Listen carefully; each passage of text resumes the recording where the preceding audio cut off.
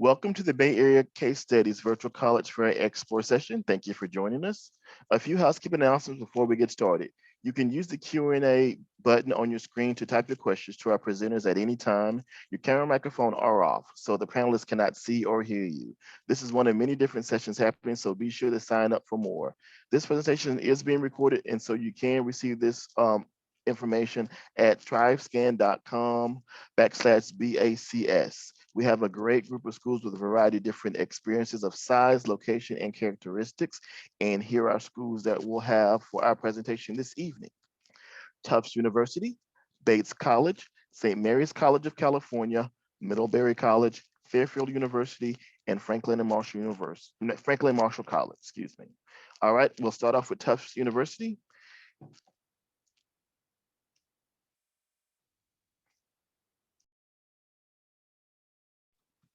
Hi, everyone. My name is Aidan O'Shea. I use the he, him pronouns. I'm an admissions officer at Tufts.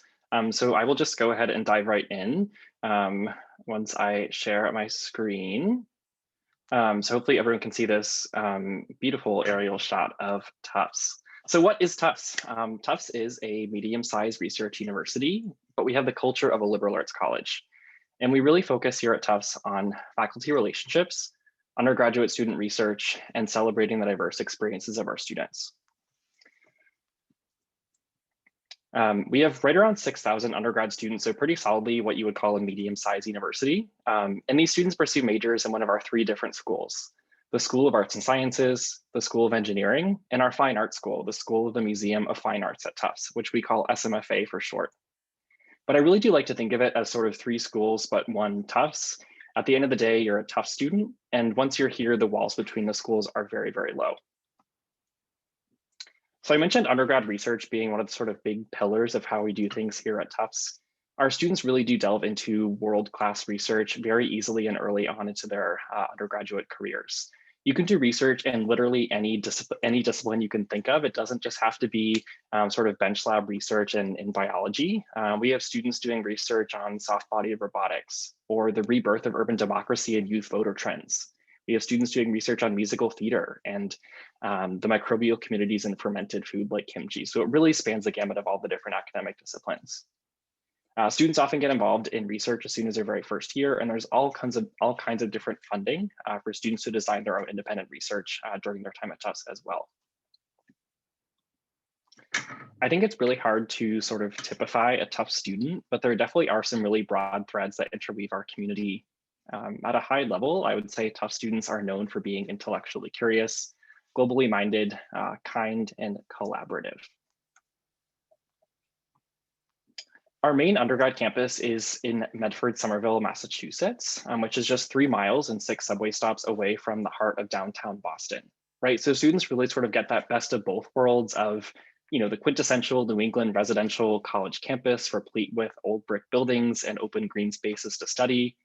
But you also get all the really wonderful opportunities for academic, professional, social development that come with Boston, which is sort of known as America's college town. Our BFA students live and study in the Fenway neighborhood of Boston, right next to the Museum of Fine Arts. But all Tufts undergrads, regardless of what school they're a part of, they're all part of the broader Tufts University as well, right? We have a vet school, we have a dental school, a med school. We have a really kind of world-renowned international relations graduate program, and you get all of the resources of the broader university as well. So students, especially undergrads, really take advantage of resources across the entire university and all of its other campuses and schools. Right, so maybe you're an international relations major who goes to office hours with our diplomat in residence at the Fletcher School of International Law and Diplomacy. Or maybe you're a biomedical engineering student who spends the summer doing a research project funded for, paid for by Tufts, where you're working with vet students and vet professors to design an equine respiratory airflow monitor, right? So a lot of opportunities to really take advantage of all the resources across the broader university, even while you're still an undergrad. Liberal arts is certainly at the core of all of our different undergrad programs. And basically the idea with liberal arts and why I think it's so special, why Tufts think it's so special, is that a liberal arts education at its core is teaching you how to think rather than just what to think, right? So to that end, students will engage in a huge different array of courses that really span the academic disciplines. And while doing so, you'll get really close academic attention from faculty. 99% of our courses are taught by Tufts professors, not grad student TAs, and 70% of our classes are under 20 students. Something else I want to discuss is the experimental college, because I think it's a really excellent symbol of a lot of what makes our undergrad experience in philosophy at Tufts so great. So born in the sort of heyday of the 1960s, the experimental college has since sort of continued to push the boundaries on what's represented in traditional academia. So it offers these really unique curricular courses that embrace something like a timely issue or a really niche topic or a deep dive into something obscure. Today, the college offers courses that are taught by either visiting experts in the field or actually fellow undergraduate students themselves. And I have to share a few course titles from recent semesters because there are so many really cool classes taught in the X College. Sorry, Not Sorry, The Apology Through a Social Justice Lens. The Road to Eden, New England and the Roots of American Environmentalism. Political Songwriting 2021, Pandemics, Police, and Propaganda. Virtual Reality, The Ethics of Future Technology, and Asian Americans in the Media. So Tufts, it's so student-centered that we let students teach courses to their peers, of course, under the supervision of faculty. We prize and value the interdisciplinary and the timely. Our students really care about the communities and the world around them, and they're also just plain fun. We sometimes like to describe Tufts students as intellectually playful, and to this day, I can't really think of a better way to encapsulate sort of all that je ne sais quoi that makes Tufts so Tuftsy. And just to wrap up, sort of a few sort of quick logistical pieces that are worth lifting up. One is affordability. Tufts is fortunate to have basically the most generous financial policy you can have, which is meeting 100% of demonstrated need for all admitted students, meaning if you're admitted, we want to make sure that we're affordable for your family. Number two is testing. We're test optional for the next 2 years, totally up to you if you want to submit testing. And last thing, for some sort of California context for this group, Tufts has a really broad geographic reach. California is among our most represented states on campus, so you'll be in good company adjusting to New England winters. And plus, you can declare any major that you'd like. There's no such thing as a sort of impacted major here at Tufts, and all students can graduate in 4 years. I think that's all I have.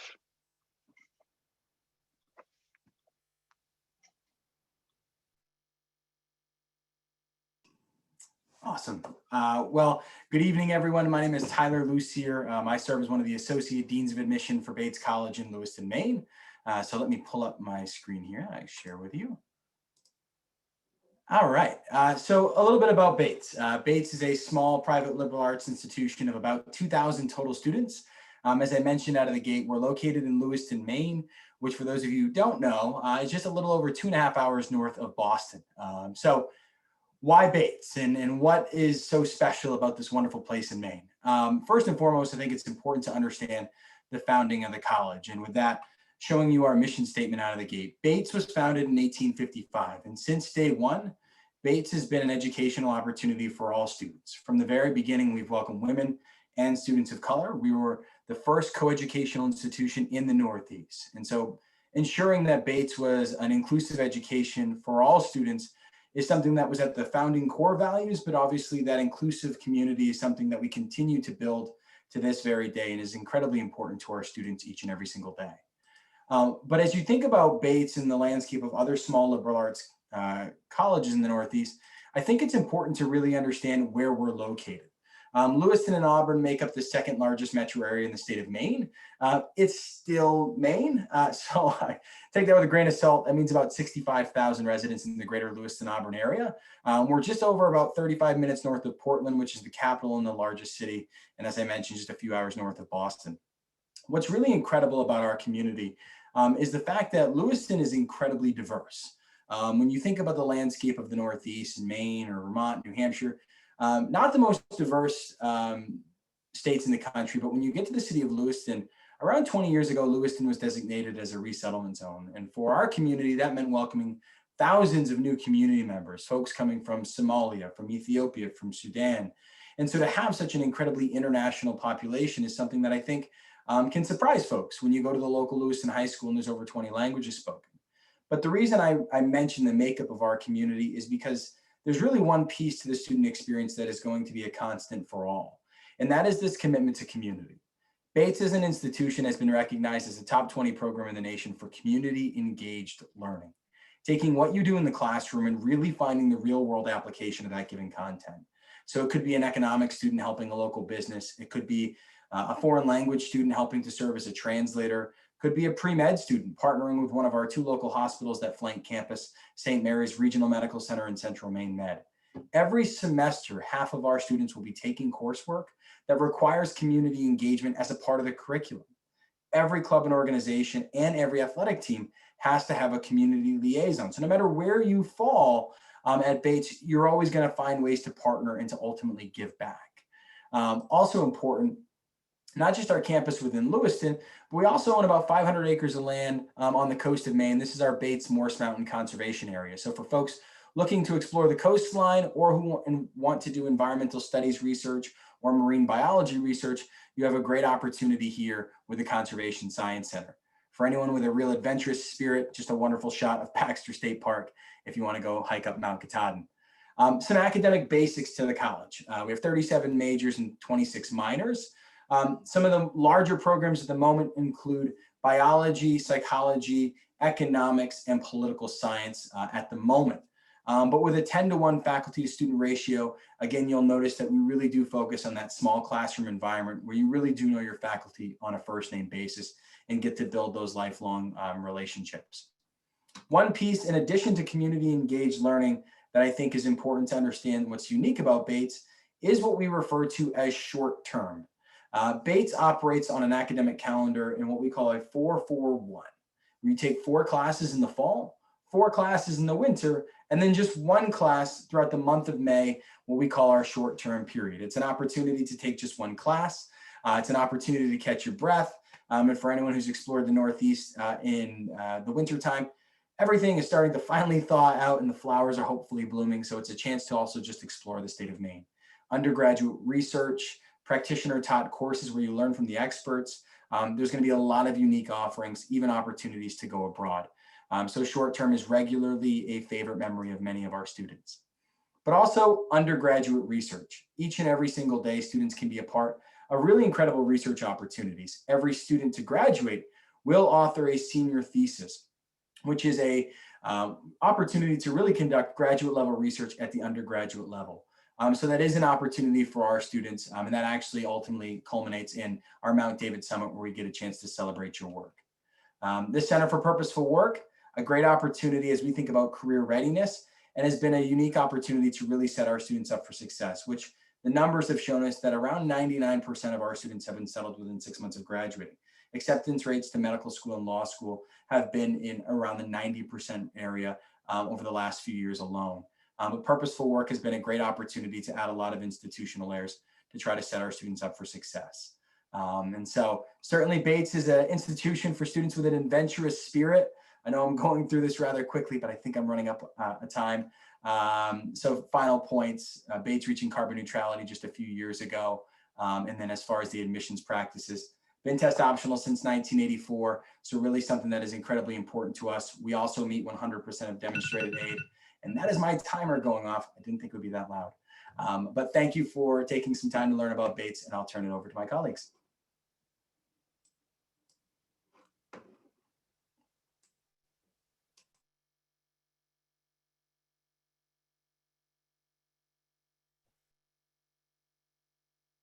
Hi, everyone. Good evening. My name is Jenna Sherino from St. Mary's College of California.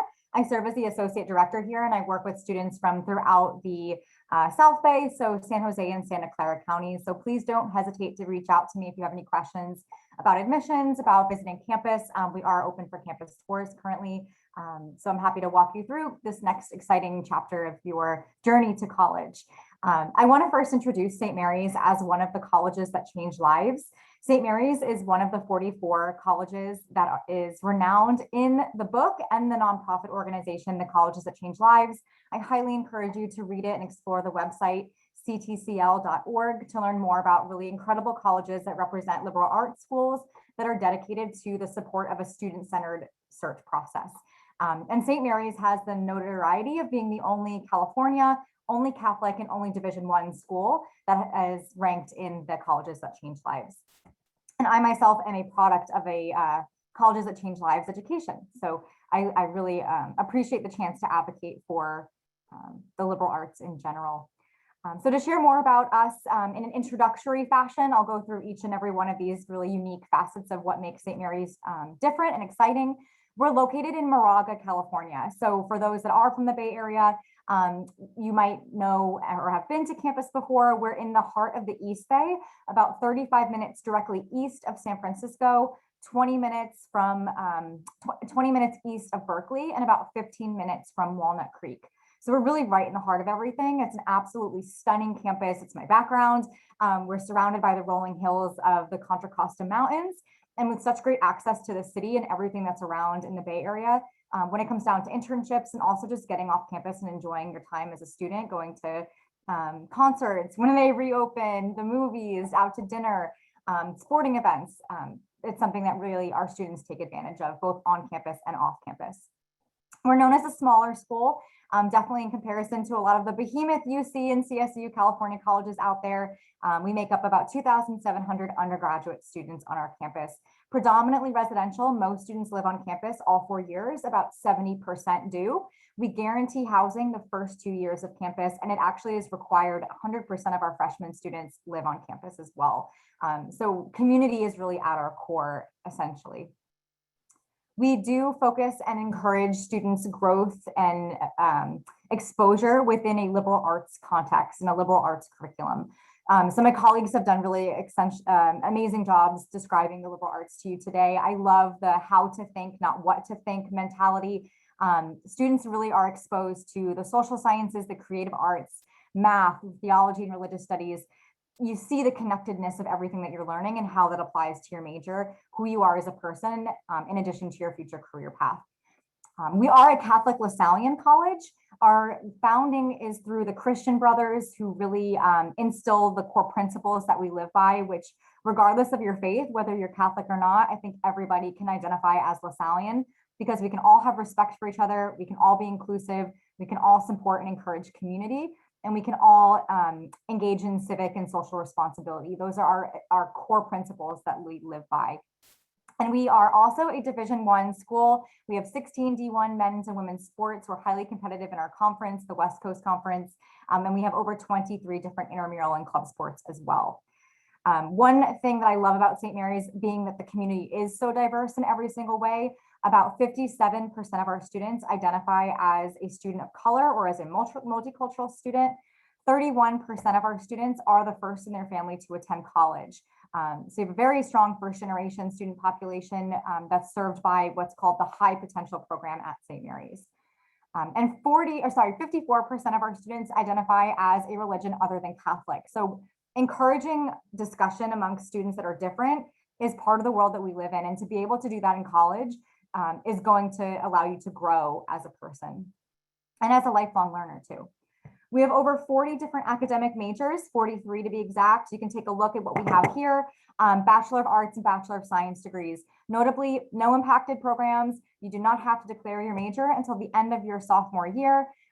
Most students will declare their major, I would say, at that point as well. You can have a double major, a major and a minor, and we also don't have any teaching assistants. None of our classes are taught by graduate students. All undergraduate courses are taught by full-time faculty, and 97% of our faculty have earned their PhD or their postdoctoral degree in their field.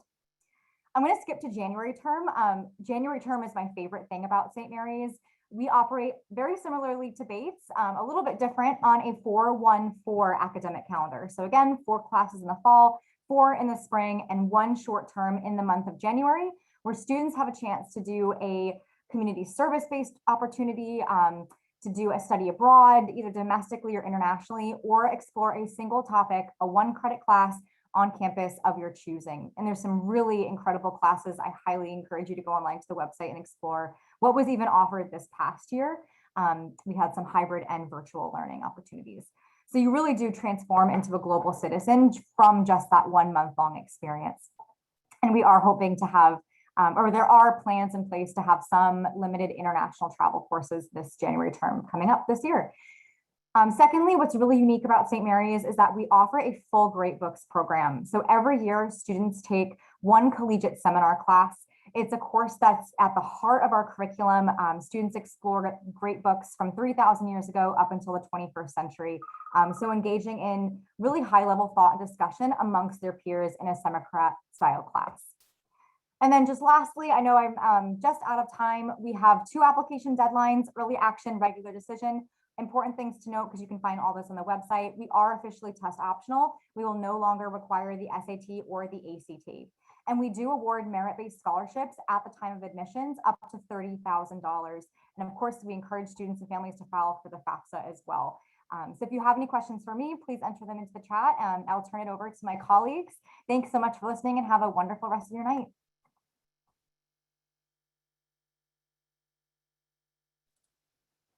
Hi, everyone. Let me share my screen here.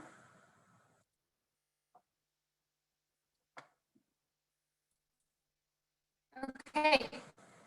Well, hi, I'm Glenn. I wish I could go to college over and over again. I am here from Middlebury College in Vermont.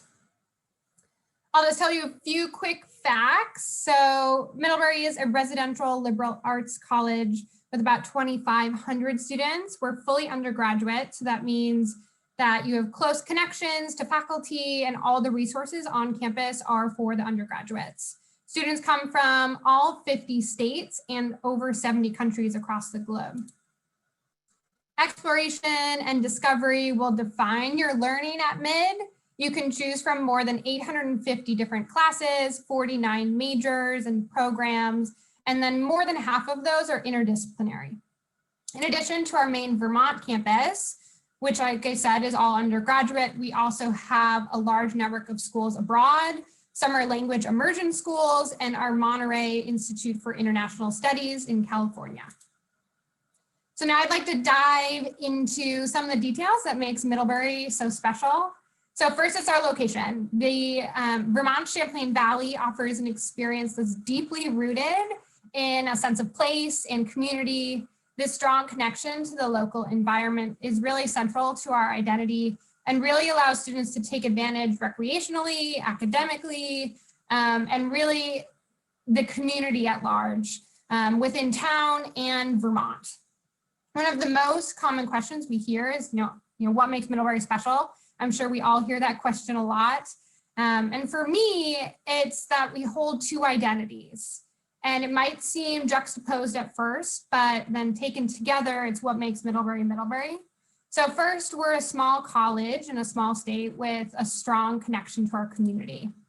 And at the same time, we're a globally connected college that places a strong emphasis on cross-cultural understanding with boundaries that exist far beyond our Vermont campus, as you can see on this map.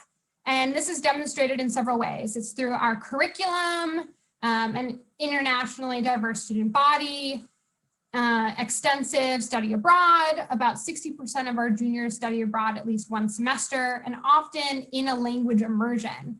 All of these green little flags represent Middlebury schools in 17 different countries. There's 37 different ones.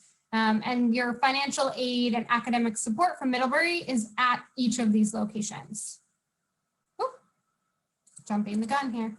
Another really unique feature of Middlebury academics is our environmental studies program, which is the oldest of its kind in the country. It's one of the most popular majors, and it's inherently multidisciplinary in its approach. Environmentalism is also a pillar of our identity.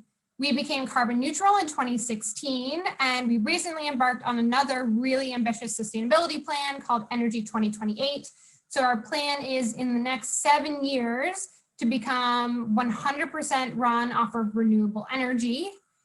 Both of these initiatives, both carbon neutrality and this new plan, were student driven, and I think it really highlights our emphasis on Middlebury's student voices and how they shape our priorities. Another highlight of Mid is our J term. We are on a 4-1-4 schedule. So during January, students will take a 4-week condensed academic semester, and this could be a class, it could be an internship, it could be an independent study. And then after J-term, we welcome our first year Feb students on campus. So Middlebury has one of the oldest and largest and one of the most well-established mid-year enrollment programs in the country. Febs often spend their gap semester, a half gap year, we like to call it, pursuing an interest, holding a job, traveling, visiting family, engaging in a service project. The sky's the limit. You can do whatever you want. And then after completing 4 years at Mid, Febs take part in a really unique tradition called the Ski Down at our college-owned Middlebury Snow Bowl, just one of 2 colleges in the country that own our own ski mountain. Febs proudly wear a 0.5 at the end of their graduation year, and they join a really long tradition of adventurous students at Middlebury who aren't afraid to do something a little bit different. So whether you graduate in the winter or in the spring at Mid, students go on to do a bunch of different things with their education. There's so much support from the Center for Careers and Internships in terms of job searching, internships, soul searching. We know we all need that right now, and finding funding for internships or grad school applications or whatever it might be. So to wrap up, I just want to touch on a few of the logistical pieces of it. You can apply to Mid with the Common App or the Coalition app. There's no supplemental essays whatsoever. We are now test optional, and we're also need blind in our admissions process, and we meet 100% of demonstrated need. That's a really important thing to think about when you're applying to colleges, that those 2 things are a part of it, that an institution is need blind and also meets 100% of need. So that's it for me. If you want to learn anything more about Middlebury, please reach out. This is my email. You obviously can Google the website and find a lot more information. All right, we got some great institutions with us tonight. So I'm stoked that y'all get to hear about so many of them. But I am going to present next, and my name is Ben Bears, and I'm one of the assistant directors of admission at Fairfield University, which is in Fairfield, Connecticut. And I'm actually also an alum, class of 2017. I was a communication and music double major with a women, gender, and sexuality studies minor. Had that very intersectional and interdisciplinary liberal arts experience, which is definitely in many ways a hallmark of the Fairfield kind of degree, right?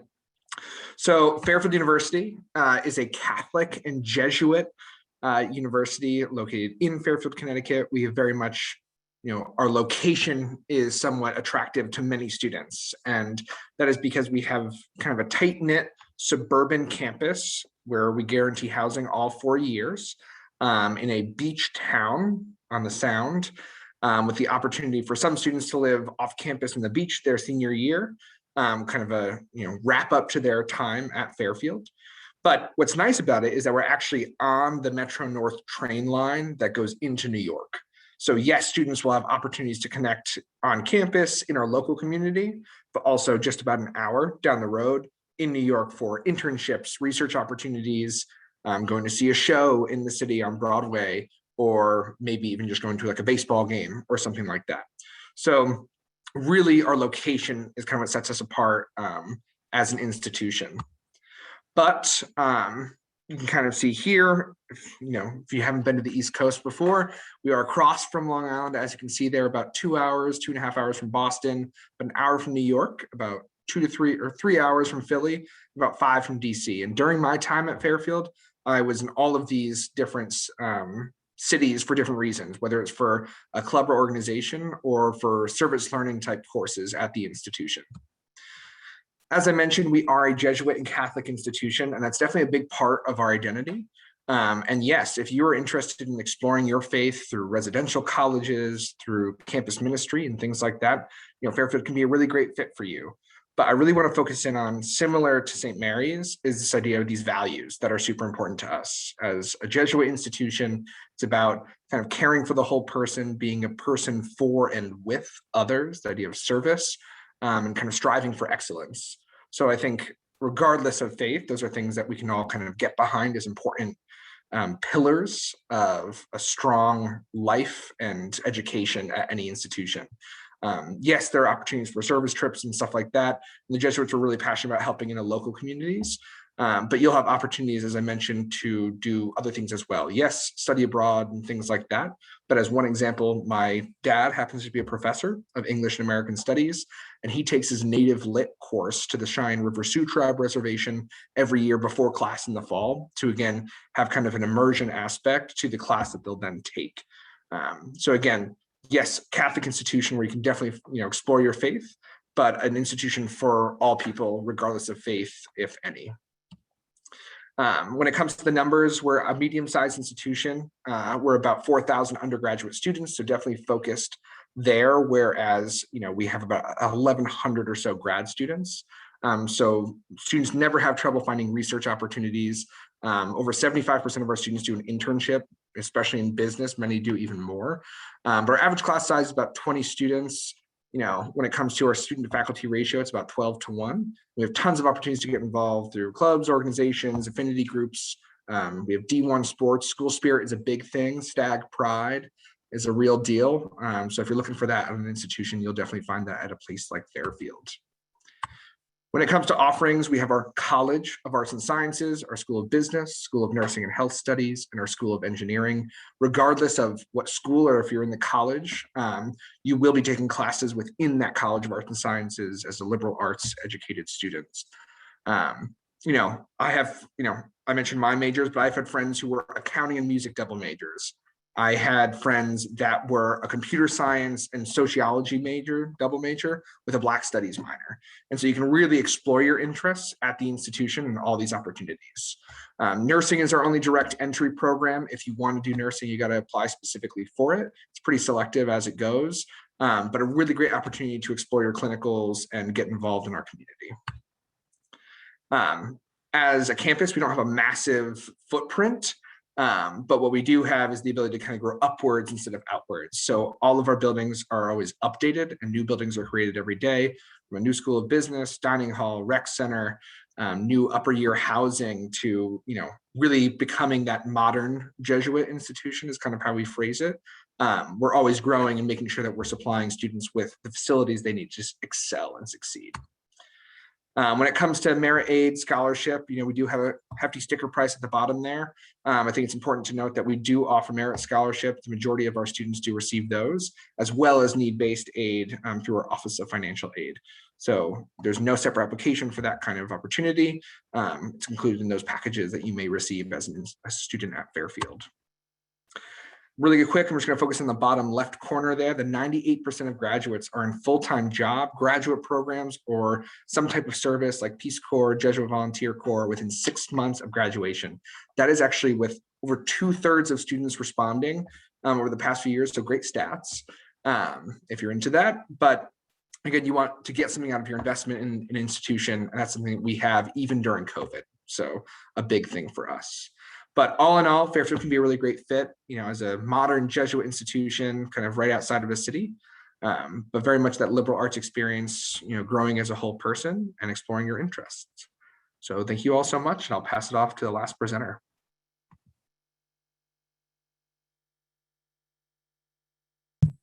Great. Thank you, everybody, for joining us tonight. My name is Philip Marbito. I'm an Assistant Director of Admission here at Franklin Marshall College in Lancaster, Pennsylvania. I'm going to pull up some slides here so you can get a sense of what our campus looks like. So to get started and give you some of the highlights of F&M, and I'm also happy to answer your questions in the chat as we go along or at the end whenever we do our Q&A part. But we have 2,400 students total. So I think in the grand scheme of schools that you're looking at, you're probably going to see we're coming in at the smaller end. We're about, I think seeing that smaller environment is really going to foster that really strong relationships with your faculty and your peers, really feeling like you have those connections personally and deeply, but at the same time, getting to know folks that are different than yourself and engaging with folks from all sorts of different walks of life. Our students come from 47 different states and 50 different countries. So they are coming from all over the world to come and study here at F&M. So I think that creates a really vibrant environment where you can hear folks that are different than yourself and encounter perspectives that are different than your own. In terms of the community that you'll find here, I think it really starts in the college houses. That's really where you're going to see that supportive culture begin. The college houses will serve as your home base throughout the 4 years that you're here. You'll live there in your first year, and it serves as a great living and learning environment for that first year. You'll be placed in through a connections course, a first year course that you will take with 15 other first year students. You'll have that opportunity there to be a part of that community where you can continue the conversation that you're having in the classroom back into the residential space, because that connections course is taught in the seminar room of your college house, and you're taking that course with the students who are living with you. So it's a really great opportunity to be a part of that community in your first year. But when you live elsewhere on campus starting in your sophomore year, you can always come back to your college house, be a part of leadership, going to events and programs. You will graduate with your college house. So it is a true 4-year experience where you're going to begin and end with your house. So I think a really strong sense of pride and identity in the house, which is great. You'll see over 100 student-run clubs and organizations to choose from here at F&M. So lots of ways to explore your passions. Certainly so many different events coming out of the houses, but I think when you look at campus overall, there's always something happening. Our students are involved in 3, 4, 5 or more things. And because we are that residential community, students feel like they can spend their day, studying and managing their academic responsibilities, while at the same time pursuing their passions and pursuing that leadership and engagement outside of the classroom. So many different things to engage with there. And I think students really embrace that opportunity. One of those things is athletics. We have 27 athletic programs here at F&M. Lots of ways for you to be involved in that if you're interested in doing so. We're predominantly at the Division III level. You'll see wrestling is Division I and squash is non-divisional, but I would recommend going to godiplomats.com. We are the diplomats for our mascot. So you can go to godiplomats.com to learn more about our athletic programs and get in touch with coaches specifically. But that well-balanced student athlete experience where you get the best of all worlds is really what you'll find if you choose to be a student athlete at F&M.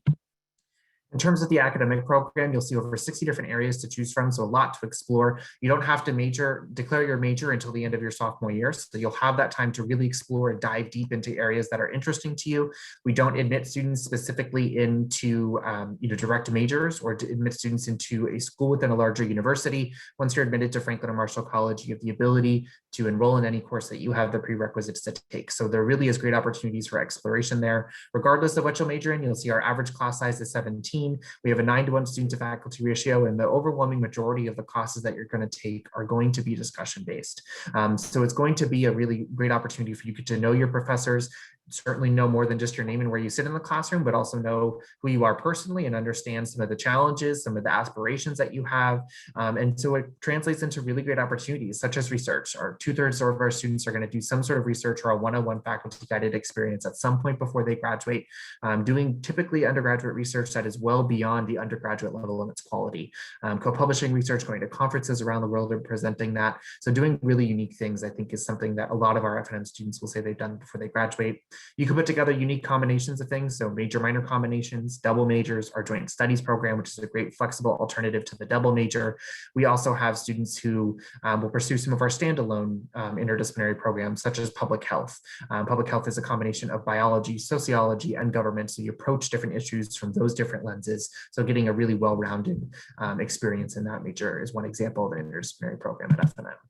Other ways to engage include study abroad. About half of our students will study off campus at some point before they graduate from F&M. Certainly not feeling like you have to do this, but many of our students will pursue this. We have over 200 different partner programs across 60 different countries, so a lot to dive into, a lot to really decide for what you're interested in. And you'll see this is going to be really dependent on what you're looking for. So if you're looking for a semester-long program or a year-long program, short-term programs, things that offer different courses for your major, for example. So a lot to look at there, but definitely a great opportunity if you're choosing to pursue it. Definitely we want you to engage with the community here in Lancaster, Pennsylvania. We are an hour and a half west of Philadelphia, an hour and a half north of Baltimore, 2 hours from Washington, D.C. But we're a small city of about 60,000 people. Our campus is in the western part of the city, so you get that very traditional campus setup where you also can walk into downtown in about 10 to 15 minutes walking. So it's a really great opportunity to be a part of that small city community and be able to hop on the Amtrak just at the station a mile north from campus to get to Philadelphia or get to New York City or get to DC very easily. The Office of Student and Postgraduate Development is a great hub for preparing for life after F&M, preparing for internships, fellowships, grad school, that kind of thing.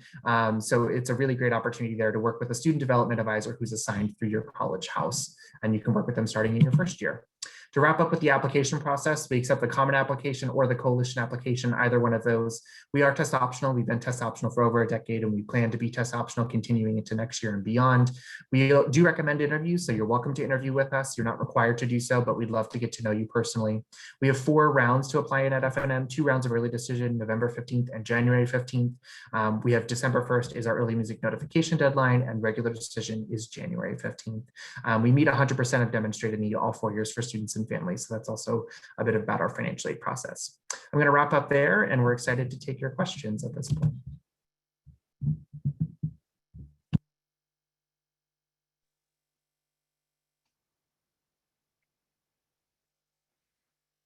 All right, to end this evening, let's give everyone some great kind of advice and information to kind of help them along the way. All right, the question that I would love for y'all to answer is this right here. What advice would you give someone going through the college search process?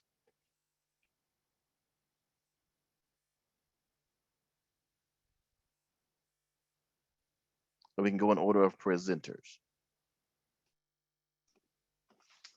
Yeah, I guess one piece of advice that I have that is sort of very specific, very targeted is make use of social media. I've heard from a lot of students that using social media creatively is a great way to get to know schools, especially through the kind of COVID era of maybe not being able to visit campuses in person. And this is also great to be able to go sort of one level deeper. If you're really interested in mock trial in high school, find the mock trial teams on Instagram or Twitter for the schools that you're looking at. See what it's really like to be a student there. It could be a great way to find contact information to learn more about what the student experience is like. And another piece of advice is reach out to current students at the schools you're looking at to kind of get what the scoop is and see if you can picture yourself at the school. I think my piece of advice would build actually on that point. I think this has been certainly a tough year for a lot of folks. And I think that there's been a lot of institutions that have had to really think very creatively about what we offer and how we offer different programs. And a lot of that has been obviously in a virtual lens over the last year. And so I think for you all, you have more information at your disposal than you may have had a year ago. And so really utilizing those virtual resources, whether it's a virtual tour, virtual information sessions, more opportunities to connect directly with students. Really try to utilize those resources as you really look to find fit. I think you're going to find that a lot of colleges have even more information available now than they did a year ago. I would advise you to kind of take a breath and know that it will work out the way it's supposed to. You know, put in the work, find the schools that are a best fit for you. Don't be afraid to look past schools that are maybe brand name or schools in your local areas. Branch out. Now is the best time to do that with virtual learning. I'm sure we all want to get away from home, but look at schools too for the ways that they're going to serve you, how you're going to fit in there, but how they're going to challenge you, and how you can make the most out of your 4-year experience. So choose a college and choose the schools on your list and apply to schools that are going to offer everything and every experience that you're hoping to get out of college. We want to admit you. Colleges are not routinely, for the most part, in the habit of seeking to deny applicants. We want to find reasons to admit our students. So put your best foot forward, you know, show up authentically in the application process, and you'll find the right fit. My advice would be a little bit similar to Aiden's, that reach out. Don't be afraid to reach out. You can reach out to any of the admissions counselors at any of the schools that you're looking at. There's a lot of students that are generally on the websites, whether they be student ambassadors or senior admission fellows, whatever they might be. And if you're on the wait list, email. Like, don't be afraid. Never think that you're taking up space when you just want to answer a question or tell someone you really want to go to a school. Send the email. I also saw Aiden's note in there, and mine's to kind of pull on all these different things, but every institution does things a little bit differently. You may submit test scores to one test optional institution and not to another. Schools may measure demonstrated interest in their processes. We may award scholarship merit. Some schools meet full need, things like that. They're all have some things that are a little bit unique and different in our processes. And in the same lens of, yes, we are looking for reasons to admit you, we also want to make sure that we're supporting you. Yes, of course, you have a guidance counselor, college counselor, and that's fantastic. But we often like to see ourselves as an extension of that, supporting you through that process, regardless of whether it's my specific institution or any other. We just want to make sure that you have the information you need to kind of find your best fit and make those decisions that put you and set you up for success. Yeah, and my piece of advice would just be to stay grounded and stay connected to the things that you already love and enjoy, whether that's activities that you're a part of, friends and family that you have. I know this year has been really tricky to do that, but I think when you head into this process, it can feel very overwhelming. It can feel like you are, kind of navigating a lot of different pieces in addition to your senior year or your junior year currently. So finding ways to stay grounded, stay connected to the things that you enjoy, and also recognize the things that you can control and the things that you can only understand, and don't get too, ahead of yourself in this process. I think take it step by step and allow yourself to feel grounded and enjoy the great things that are coming in your senior year next year, because we want you to have those experiences as well before you join us on campus.